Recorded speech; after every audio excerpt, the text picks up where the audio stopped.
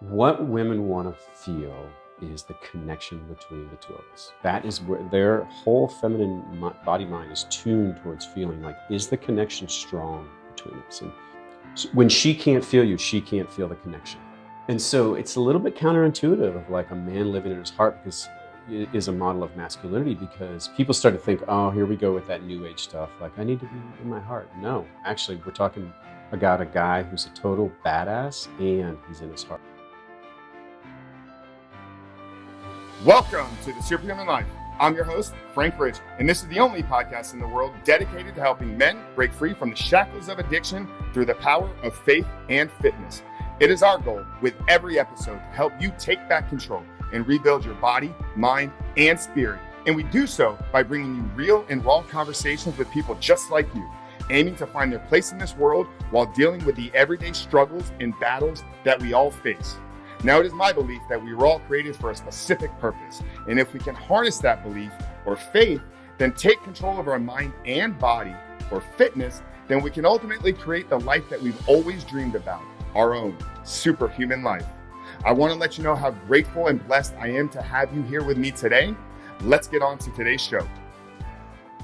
What is going on, everybody? Welcome back to another amazing episode of the Superhuman Life. As always, I'm your host, Frank Rich. And guys, I just got to tell you how incredibly grateful and honored I am to be with you here today. Thank you so much for lending us your ear. If you're watching on YouTube, we're so thankful to have you here with us. Guys, we have a jam-packed episode here today. You know, one of our biggest missions with this show, it started back with my story. If you guys haven't heard kind of the genesis of what we're doing here, this ultimately was this was a result of me kind of breaking out of many addictions in my life and ultimately stepping into what I felt was one of my biggest callings. And we've evolved over the last 2 years to not just focus on addiction like we originally did back when we started. We're here to help men. And, you know, as men, sometimes we get caught up, we get wrapped up in our own heads. We think that we need to go about this life on our own. We need to do things just by ourselves, whether that's pride, ego, or just our own selfishness or unwillingness, lack of vulnerability to reach out and seek help. So the show is really here to help men create community, have conversations, unlock ideas, unlock purpose in their own lives. And that's what we're here to do with this today. So I'm going to get into introing our guest here in a moment. But if you guys haven't done so yet, if you haven't listened to episode 67, in just the first week, this has become the #1 downloaded episode in just the first 7 days. I spoke with Dr. Caroline Leaf, one of the world's leading neuroscientists in researching neuroplasticity, which is the ability for our brains to change, and in the mind-body connection, the mind-brain connection. We go much deeper on that. We talk about some of the spiritual side of the brain. We unlock and give you some ideas on how to have brain-building exercise, how to have mind management exercise. So if you haven't done so yet, after today's episode, make sure to go listen to episode 67 with Dr. Caroline Leaf. But today's guest is GS Youngblood. GS Youngblood coaches men in relationships on how to live, love, and lead from their masculine core. He specializes in nice guys. We had Dr. Robert Glover on a few weeks back. So GS specializes in nice guys who are with strong women. His teachings combine deep embodiment work with the framework of the masculine blueprint from his book, The Masculine in Relationships. And you can learn more about the book at gsyoumblood.com. His writings are filtered through the laboratory of his and his clients' real-world, long-term relationships, including the successes and spectacular failures, to see what actually works and what doesn't. Through his lens of masculine leadership, he also pulls in principles from a variety of fields, including psychology, martial arts, tango, meditation. In his past life, GS was a high-tech executive in sales and marketing for 16 years, including founding and selling a company. The leadership practices of Silicon Valley, based on clarity and inspiration rather than control, are a major influence on the model of masculine leadership he shares with his clients.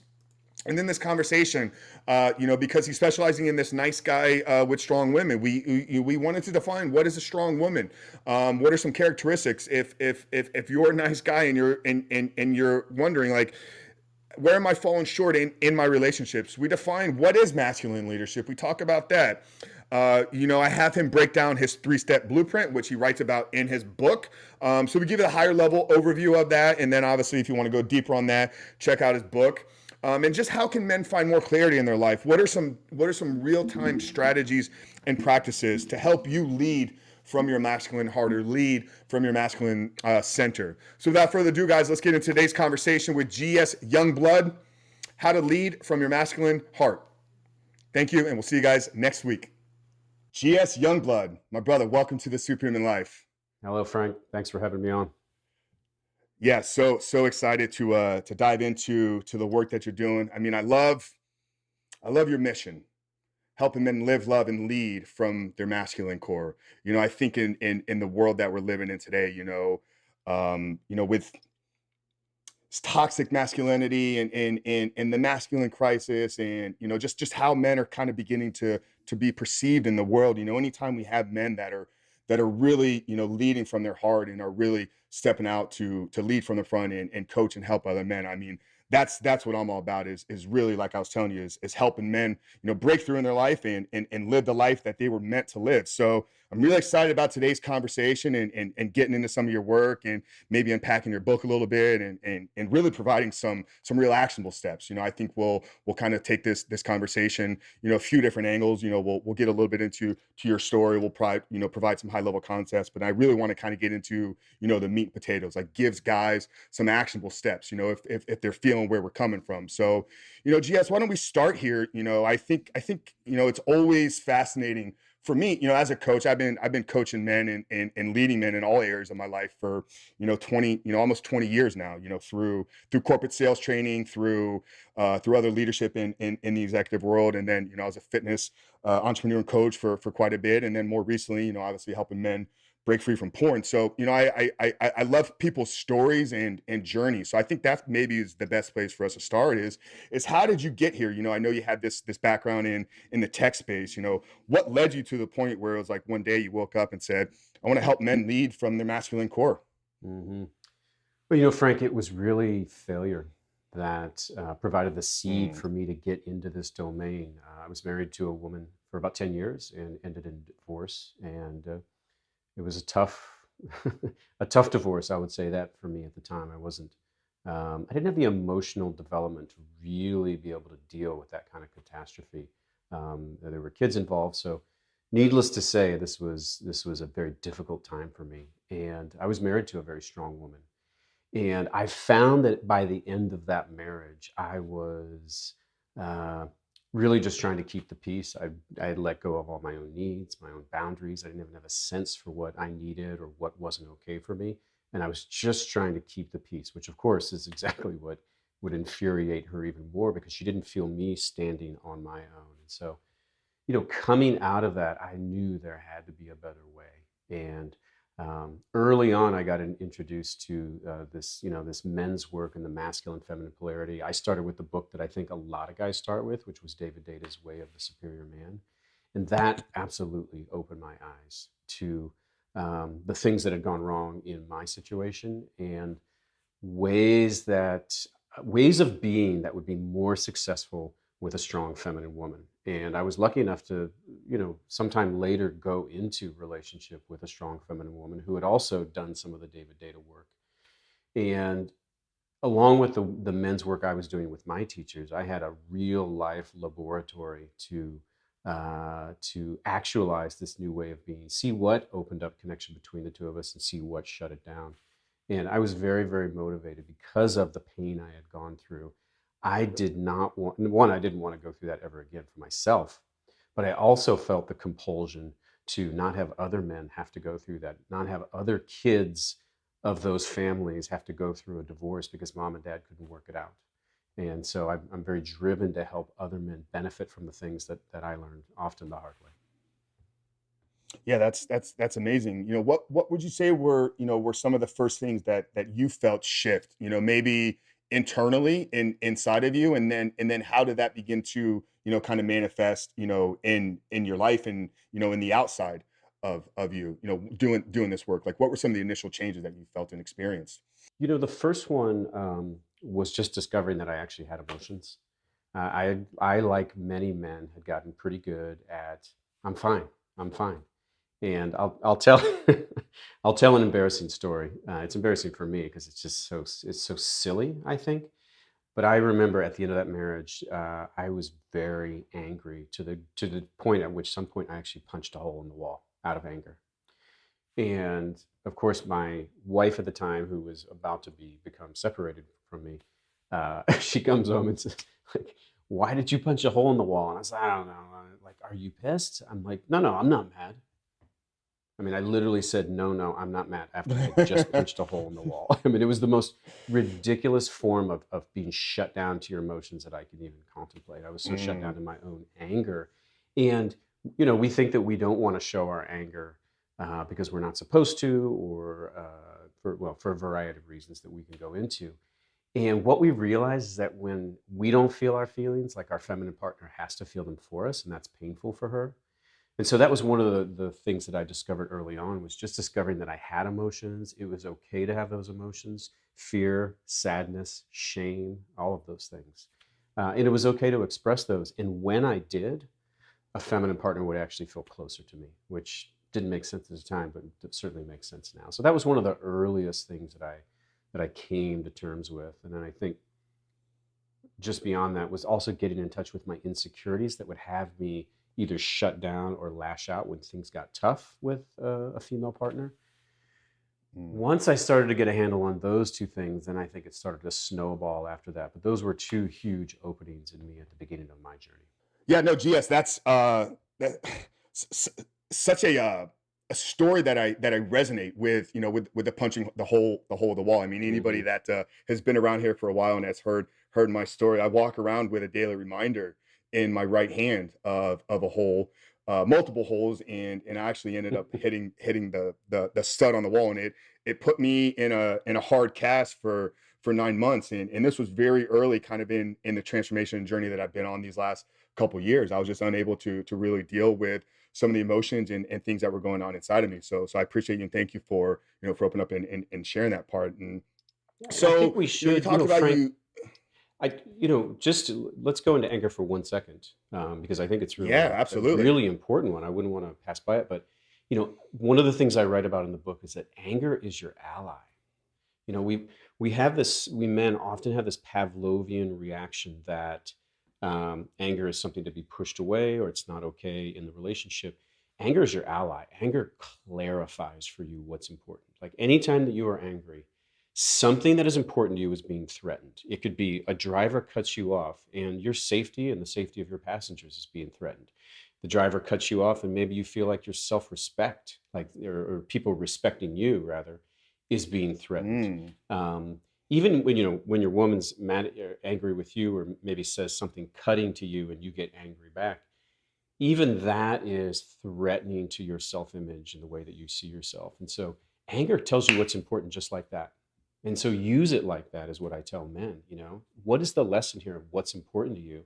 And then speak what's important. The person that you're angry at, it's like, look, there's this thing happening, and I know what I need is X. And then how can we work together to make that happen? Because this is important to me.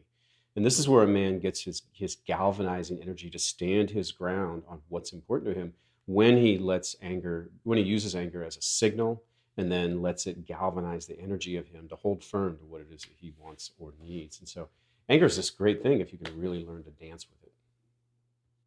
Yeah, no, that's an incredible perspective. I love that. I mean, I think all of our emotions and all of our thoughts and feelings should be used as warning signs or not triggers, but signals of something that is going on.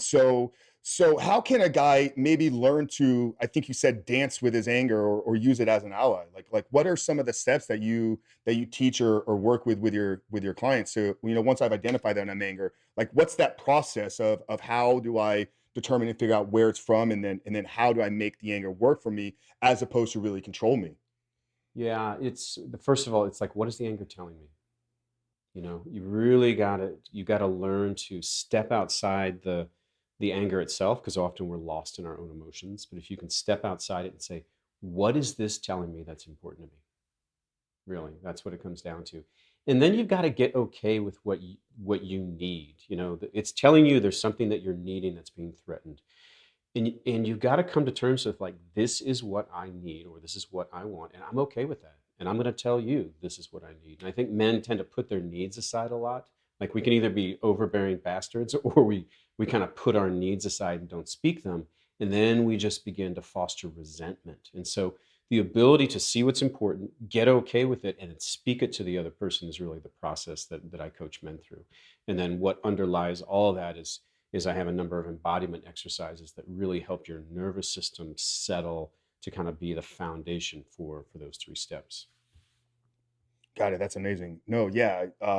Putting our needs or putting our wants or putting, what we truly desire, pushing it aside. Like, like I was telling you, we had Dr. Robert Glover on, Hmm. no more Mr. Nice Guy. I mean, he really, has been a pioneer in this space. And, I asked him this question, but why do you feel, or what do you think is the reason so many men, suppress their needs or suppress their wants? And I mean, because it is something that is, I mean, I don't know what the numbers are. Maybe the percentage of men that would identify as a nice guy. I know it's something that you specifically put Yeah. that you help them with. So where is that coming from? Is it lack of a father? Is it a dominating mother? Is it I got picked on? Is it Yeah. so yeah, just kind of speak to like what's the cause of men just not Yeah. being able to put speak their needs? Yeah. Well, the answer is yes. And you rattled off a list of causes, and I say yes, because of course it's going to be individual. Here's what I always say: Mm, if you're doing something that later on you say to yourself, like, why do I keep doing that? I know I don't want to do that. I know I shouldn't. Why do I keep doing that? That's usually some childhood wounding. So just, you don't necessarily have to psychoanalyze yourself. You can, but you don't have to. Just be like, okay, I've got some childhood wounding that causes me to feel anxiety in certain situations. And then my whole body mind organizes itself to make that anxiety go away. One of the chief ways to do that is to give up your needs. Like, you're in a fight and you need something, but you just are like, okay, you know what, just for the peace, fine, whatever, and then you let go of your needs, and you collapse. That's a strategy to make the anxiety go away. And so men, usually it's the pursuit of trying to avoid conflict, because we don't have the skills to actually bring our needs without being in conflict. So we just give up our needs. And so one of the things I teach men is Marshall Rosenberg's work around nonviolent communication, which is, it's you state what you objectively observe. What do your eyes see and ears hear? you know what's the impact on you, and then what is your desire and request for the other person. So it's like, baby, when you show up 30 minutes late to our meeting, I kind of feel unimportant, to be honest. And what I'm wanting is for you to really make the effort to, when I set up something nice for us, to honor me by being there on time, because that's how it feels for me. Is, can you do that? And so instead of being all pissy and probably just pouting all night because she's 30 minutes late for your date, you're actually coming out and say, hey, I'm needing something different, and here's why. And so those are the types of skills that men can use to state and ask for their needs and be okay with those needs, rather than just stuffing them and letting them go and then just being resentful later.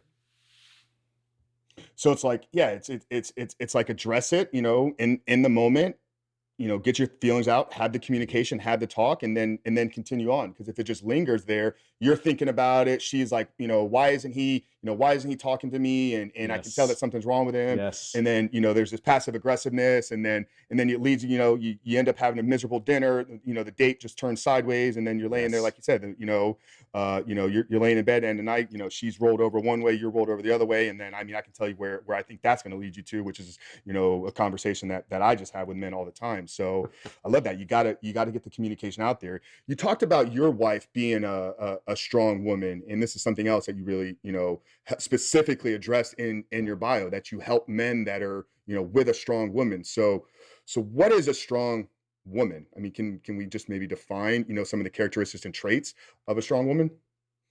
So a strong woman is someone who's not going to put up with the ways that you don't make her feel safe, whether it's physical, financial, or emotional. A strong woman is somebody that's not going to put up with your lack of leadership, direction, and structure that you should be bringing to the relationship. A strong woman's not going to put up with you when you're not conscious and present and self-aware in the moment when you're with her. Like these are all the things that help the feminine relax. It's what I write about in the book. And she's not going to put up with the ways that you fall short in that. She's going to let you know it. She might do it lovingly or she might do it toxically. But that's a strong woman. And usually that's coupled with their high worth. You know, there's somebody that actually deserves to be treated in a lot of those ways. I'm not talking about just somebody who's a total princess, but somebody who knows her worth and has worth. Like that's the kind of woman you want to bring your best self to. And that's, in my view, is what a strong woman is. Yeah, that's great. A couple things really jumped out to me there. You talked about leadership, and I know that's another big thing for you is this masculine leadership. So let's take that. Let's go there because I know that's really a foundation of all the work that you do. So what is masculine leadership? Like what does this term mean to you? How have you defined it in your work? Yeah, the easiest way to describe it is um, the three-part blueprint that is the structure of the book. So, element one of the blueprint is respond versus react. And so, this is the quality of a man whose nervous system is settled. He's grounded. There's a certain stillness to him, and he doesn't live out of reaction. He lives out of his intention, and he lives out of choice. And you could feel this kind of guy across the room or in conversation. They just feel very settled and grounded. And we've all encountered people like this. And we're doing the work to try to become more of that all the time. But that's the first element of the blueprint and really is the foundation of masculine leadership. The second element is provide structure. So this is providing structure. This is you bringing your clarity about what you need, want, what your boundaries are, what you think should be done in any given situation. So bringing direction, structure, decisiveness, and clarity to the relationship. That's part two. Element three is create safety. So this is physical, financial, and emotional. And in the book, I focus mostly on physical. Sorry, I focus mostly on emotional, but the other two are very important as well. That's masculine leadership. And I'll give you an example. Like that's more of the theoretical framework. But an example is you're in a fight with your woman, and if you're not providing leadership, you might allow the two of you just to kind of drift. Like she'll go to her house and you go to yours, or if you live together, one of you might leave the house and kind of just stay apart and then let it fester. And that's you providing no leadership. Bringing masculine leadership is, some separation might be necessary, but you're taking the initiative, the proactivity to say, okay, what would actually bring us together? How can I lead both of us out of this sort of dark place that we've gone to? And that could take a number of forms. I mean, you might come to her and say, baby, let's take a pause here for 30 minutes, but let's come back here in 30 minutes.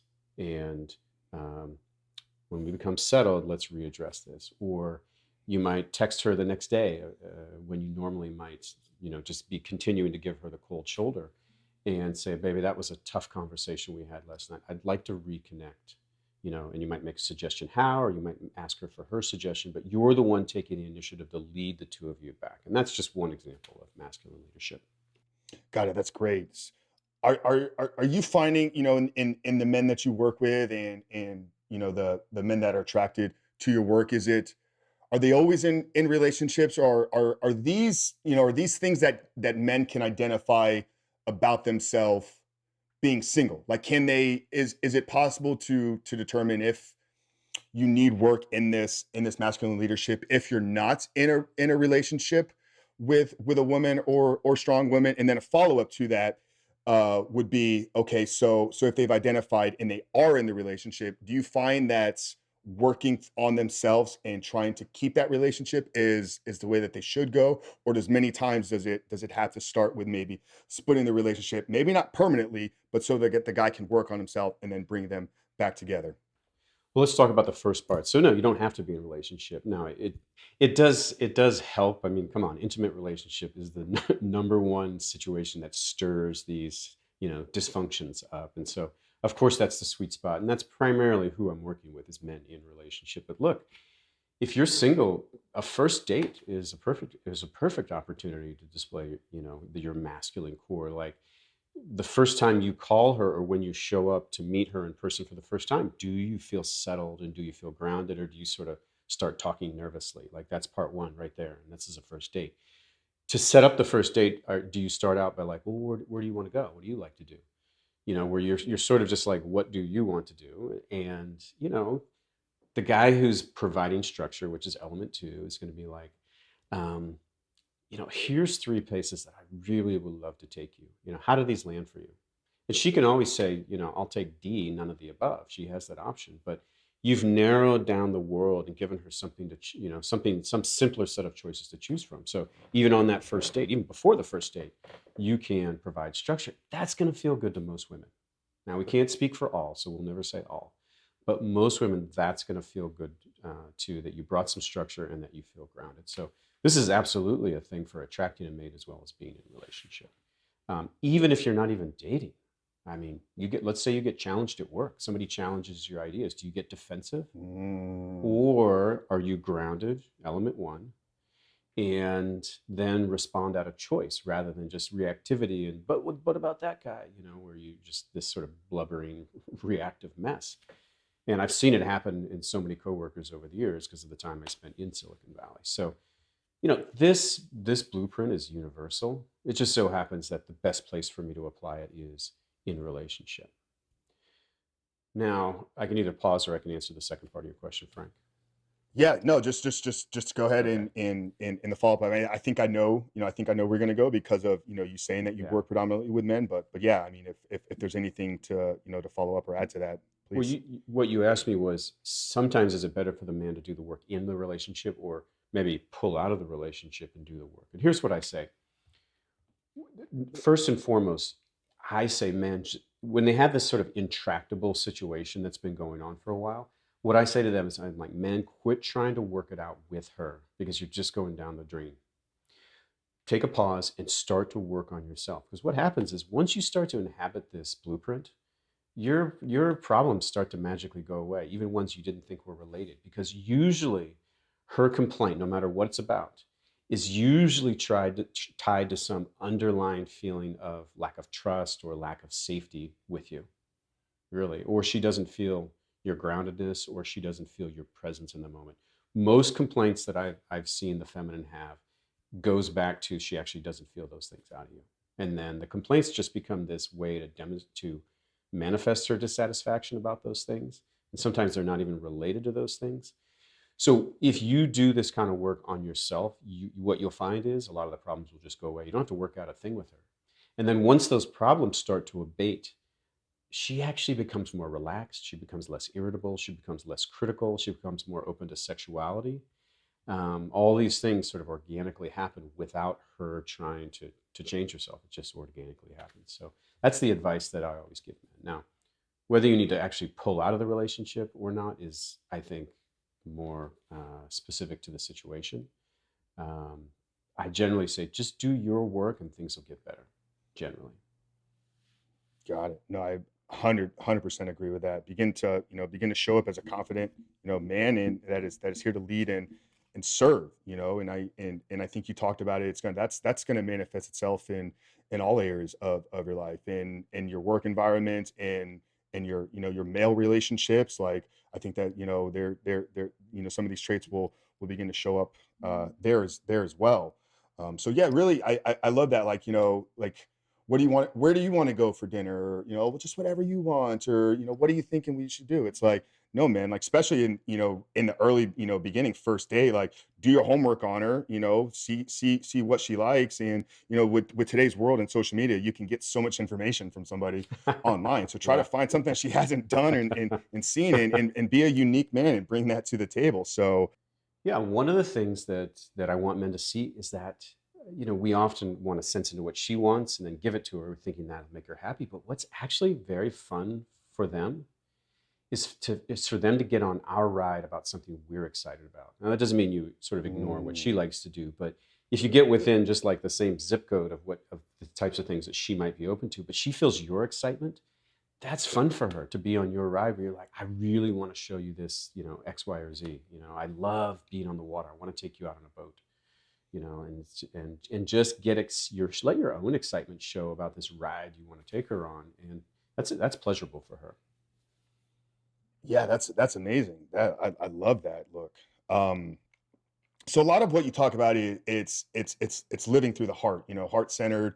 Um, why is that so so attractive to women, or or to the feminine? And I think a lot of times we grow up and it's like this alpha, hardcore. It's like men are supposed to be manly and showing your feelings. And if something that you talked about, you had to do the early work of uncovering, I even have emotions, and then how to live and lead through those. So why do women find that so attractive about a man?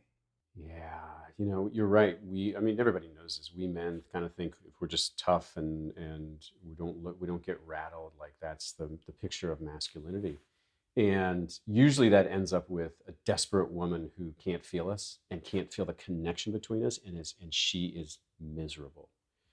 And what women want to feel is the connection between the two of us. That is where their whole feminine body mind is tuned towards feeling like, is the connection strong between us? And I think everybody kind of gets the biological underpinning, so I'm not going to go into that. But um, when she can't feel you, she can't feel the connection. And so it's a little bit counterintuitive of like a man living in his heart, because is a model of masculinity, because people start to think, oh, here we go with that new age stuff. Like, I need to be in my heart. No, actually, we're talking about a guy who's a total badass and he's in his heart. And this will be completely corny pop culture reference, but there was a Tom Cruise movie, I think it's called Shogun, where he goes to Japan. And the character played by Ken, I think his name is Ken Wanatabe, is he is a samurai, but then they show his love of beauty and poetry and things like that. And he's this awesome, you know, combination of a man in his heart who's a total warrior. And I always think of that as an archetype. Um, Here's one of the things that guys don't realize. Usually what happens is she starts to exhibit some bad behavior in the form of like criticism or shaming, which, like we've all been through this with our women. They get upset, they get a little mean sometimes. The normal reaction I mean, there's a lot of reactions you can have. You can ignore it. Um, you can, kind of step to the side like a bullfighter and just let her barbs go by, and just ignore the nonsense, but still engage. But a lot of guys will shut down. They'll get defensive. They'll give her the cold shoulder. They'll withdraw. They'll like have their own toxic reaction. And one of the things that I'm constantly teaching men is, actually, if you meet her bad behavior with heart and go in, it's like soften into your heart and actually feel the feeling of love towards her and have compassion for the fact she's probably hurting if she's being this toxic. That has actually become the thing that, for me, has made me. It's benefited me the most in terms of having me be not reactive to my partner's bad behavior. Yeah, no, I was just gonna say I love the samurai analogy. I mean, not I'm not comparing anything I do to a samurai, but for as I mean, I was a competitive bodybuilder. I lived in kind of the fitness space, and for good amount of my adult life, it was all about how big, strong I could be. Like I didn't want anybody to Yeah. to really see the inside of me. I was running from some insecurities from my childhood, and I built this frame of a physique, thinking that if the world saw me as just the biggest, strongest guy in any room that I walked into, which 95% of the time that was the case, that they would immediately, respect me. And there is a part about that. I think, a presence that you can carry with your physical. And I think that's why training is so important.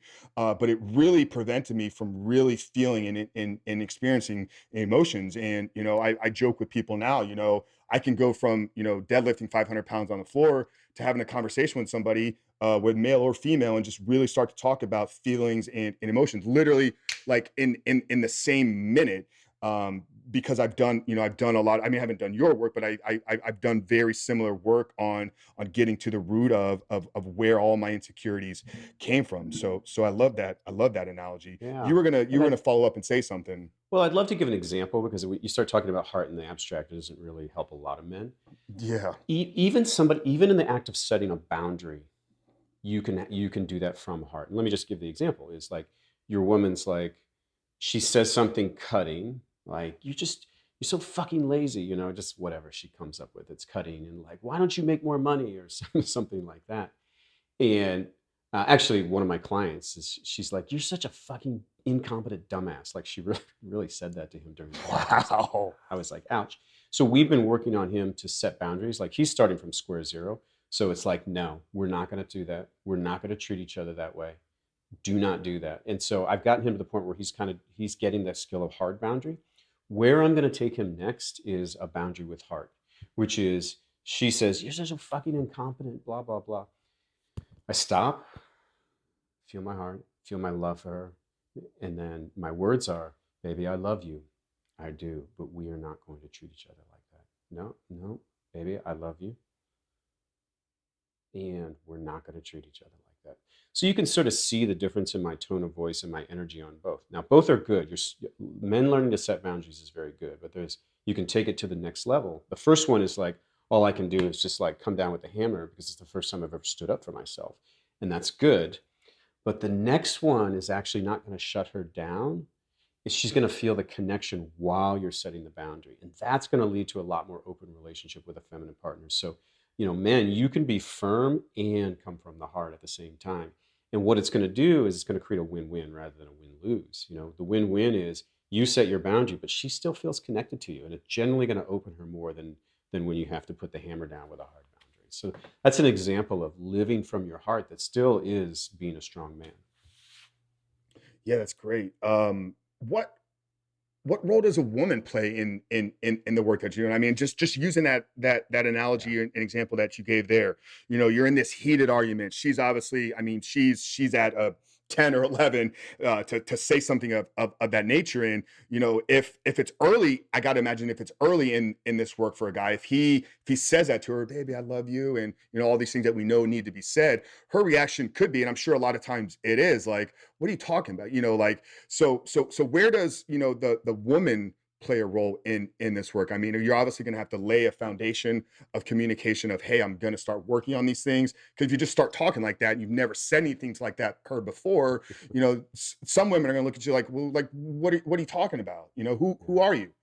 So I'm hearing two different questions, and correct me if I'm wrong. It's what's the woman's role in this, and then how do you sort of ramp up in terms of this kind of. Yeah, I think Yeah. more the like, how do you get to the ramp up to where she knows that this is this is something that you're working on, or yeah, does that make sense? It does. I actually want to answer Okay. both because I just think they're so important. Okay. Because a lot of guys Okay. are like, because a lot of guys can hear what I teach and say, "Well, wait a minute, what about her? Why is this always about me?" And so my perspective is this: we men are always looking to blame our feminine partner, and we take that as the easy way out. It's sort of the path of least resistance. Like if she'd quit being so damn sensitive, then I wouldn't have to be defensive. Like. And so I turn it around and I put 100% of the responsibility on the man in the practice that we're doing. 100% of the responsibility on the man to do his work. And here's why. Because I say to the guys, look, you're more powerful than you know. You don't actually have to demand that she change. If you change how you're being, she'll actually organically change without even trying. And so you're actually more powerful. Like your fate is more in your hands than you think. You don't have to rely on her to become less bitchy or sensitive or anything like that. Now, to answer your second question, what you asked was, how do you sort of ramp up into this thing so that she's not like, whoa, what are we doing here? I would contend that it's not as drastic as a shift where she would be commenting. The first thing I'm recommending is just do the work to start to settle your nervous system and become more grounded, more relaxed. And I've got I've got 3 chapters on that in the book. And a big part of that is embodiment exercises. For instance, if you did the embodiment exercises I recommend for, say, 2 months, you're going to start to naturally be more relaxed. And that's not the kind of thing that she's going to be like, what do you like? What is this weird thing? She's going to say, oh, he's less reactive. This feels good. I have no idea what's happening. So it's more subtle than that. You know, I in chapter 14 of the book, it's all about how to deal with your angry woman. And, you know, I talk about you've got a toolkit, you've got empathy, you've got curiosity, you've got humor. I mean, this is my personal opinion, Frank, but if you start offering empathy the next time that she's upset, like, I don't see how she's going to be like, whoa, what's this weird thing you're doing? She's going to be like, oh, you finally fucking got me. Like, finally. So I don't necessarily see the drastic change in some of the things that I'm recommending that would cause her to say, what's this weird new world? I think she's going to be very appreciative. Yeah, I think this is where you know, we were talking about the strong woman at the beginning. A weak woman, you know, a woman that's got her own insecurities, things that she's dealing with, would have the reaction that I was probably speaking to. But if she's confident in who she is and who she wants, she's going to begin to see that. Now, obviously, if she is, you know, the feminine version of you, you know, the nice girl or the nice gal, then she's got her own things that she needs to go through, and her reaction is not going to be based upon things that you're doing. It's her not dealing with her own internal work. So I agree 100% with that. And there's no question. You know, I agree with you, Frank. There's no question they have to do their work. absolutely. And I leave that to them. Yeah.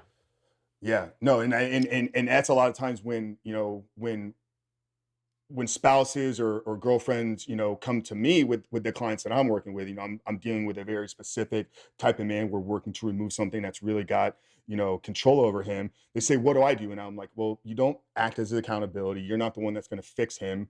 But here's an incredible opportunity for you to go start working on yourself, because like my guys make, I mean, we change their lives. We change who they are. We change who they're becoming. I mean, it's a massive identity shift in the man that they are. And it's an incredible opportunity for him to work on herself, or for him to work on himself, for her to work on herself. And then we bring that together, you know, back at the end of the program, or 16 weeks, or collectively doing it together. And you create this just extremely powerful partnership or union or relationship. So I think it's great. I think we all need to be constantly working on ourselves, constantly growing, constantly evolving, and constantly trying to get to that next level of ourselves. You know, everything we've talked about here has kind of been the male female dynamic, you know, and obviously that's you know, it's a massive part of what, you know, of what these men need. But what role do men play in a man's life of being a masculine leader? Very Like important. having I mean, friends, having yeah, yeah. fellowship, having, you know, having other guys in your life that So are speaking important. into that. Yeah. Sorry to cut you off. I thought you were done. Oh, no. I mean, Yeah. yeah, expand. I mean, or just speak to that a little bit if you could. Yeah, it's number one, just having friends so that your woman feels like you kind of have your own life and you've got your own thing going. And it's not all about her is number one going to feel great. And I think we all sort of get that. So men, please have your own life. Um, Number two is you want to take your shit to them where you want to bitch about her and talk about your insecurities, um, and your insecurities about her, and kind of like dump a little bit emotionally. It's not necessarily that guys are good at having emotional discussions, but like to just rant to your friends so that you're not bringing that to her. You know, you're not whining about her to her. You're not ranting about her to her. You get that out with your friends. You know, your friends hopefully have got some depth to them where they can start to call you out where you need to. They can give you reflections back of like, yeah, dude, I get that you're upset about that, but you know, I'm feeling that she's got a pretty good reason for why she's upset. And you know, your friends can give you those reflections. So you've got that. And then the third one's pretty superficial, but I actually think is very important, is even when your woman's pissed off at you, at least your friends still like you. You know, and you sort of just feel like, okay, somebody likes me, you know, because my woman thinks I'm a fucking idiot right now, at least. And so it's really for those three things that male friends are very important. Now, you can actually go beyond that, because I think what's also important to have in your life is men's work. So this is a little bit more than just having your buds. This is intentional gatherings of men. There's tons of men's groups in the country, and men's groups have a certain structure and um, that you participate in that really helps grow you as men. And we can talk about that a little bit if you want, but I do encourage men to seek out more intentional men's work and gathering of men. And there's a lot of programs out there.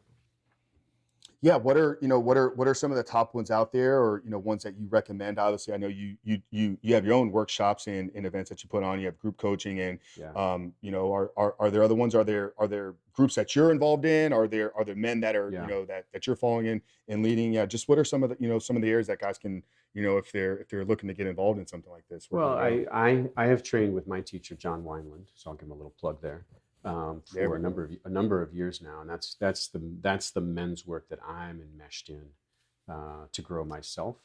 Now, that's not a local thing. Obviously, we gather from across the world to do that. But in addition to that, men, just look for a local men's group. I think Meetup is probably the easiest way, maybe Craigslist, or just a simple Google search. But see, somebody's probably got a men's group going in your area, and then check them out. See if they're the kind of guys that you can resonate with, and if they've got depth, and explore that work. I would say that to any man. Yeah, what should we be looking for in a group? What's like, what are they doing? What are the conversations that they're having? They have to Because you have a could obviously fall structure. into some group, okay, Yeah, structure. yeah. I would say it's structure, and it's like, what are the covenants of this group, and what are the rules? What's the structure of the meetings? And if they have no structure, it's just like we get together, then they're probably not guys that have a lot of depth. Mm, They're not as far along in the men's work because they don't even have these basics down. Men's work has very, very clear structures, and that's part of this. What we're trying to develop in terms of our masculine core is structure. It's the second element of the blueprint. Um, and so, for instance, they would have a rule that you don't miss a meeting. Like for a 3 month period, you're committed and you don't miss a meeting. If you miss a meeting or maybe two meetings, then you're out. Like it's that kind of thing. Um, they have a structure where maybe every person goes around and does a share, kind of what's up in their life, what has meaning, what's mm, challenging, and then the other men give him feedback. They give him feedback about how he's handling it. They give him feedback about maybe how he delivered it. Does he deliver his expression in a strong, clear voice? How's his posture? Does he slump while he's talking to other men, or is he very upright, which is a core tenet of doing men's work is really around posture and how you hold yourself. So those are all types of structures that you want to look for, because those are, I mean, that's just table stakes for any kind of men's work, if you ask me. yeah, that's great. No, what I extracted out of that was obviously structure, accountability. You show up or you're out of here. Vulnerability. Open up and sharing your real feelings and emotions, and then support. Holding each other up, lifting each other up, being there to guide. So that was great. You talked about a book that really shifted your life early on. Way of the Superior Man by David Data. Incredible, Hmm. incredible Yeah. book. I mean, one that I highly recommend all men read. And then obviously, in addition to your book as well, any other books out there that are, I mean, you can tell behind me, like I'm a massive junkie of knowledge. I think books hold really the keys to unlock so Right. much in our lives. So are there any books out there that guys are like a must read? Yeah. Well, you already mentioned Robert Glover's book. He's my good buddy, so we'll mention it again. Yeah, Remember Mr. Nice Guy, but I think everybody knows that. It's become such a classic. Um, yeah. Fire in the Belly by C.M. Keen was awesome. I Mm. learned a lot. I quote him in the book a couple of times, and that was a really foundational book for me. Another book that I've really liked was Karen Brody's book called Open Her. Um, Actually, a little funny anecdote is it's so spot on that my girlfriend was reading it, and I didn't want her to read it because the book was so damn good that I was like, oh, she's going to learn all my secrets. So when I try to do this stuff, she's gonna be like, oh, you're just doing the book. But I couldn't stop her because she was riveted. She's like, this book gets women. So it's another one that you can Mm. really use to understand the feminine psyche. Yeah, that's amazing. GS, I gotta tell you, I've really enjoyed this conversation. I've enjoyed getting to know you.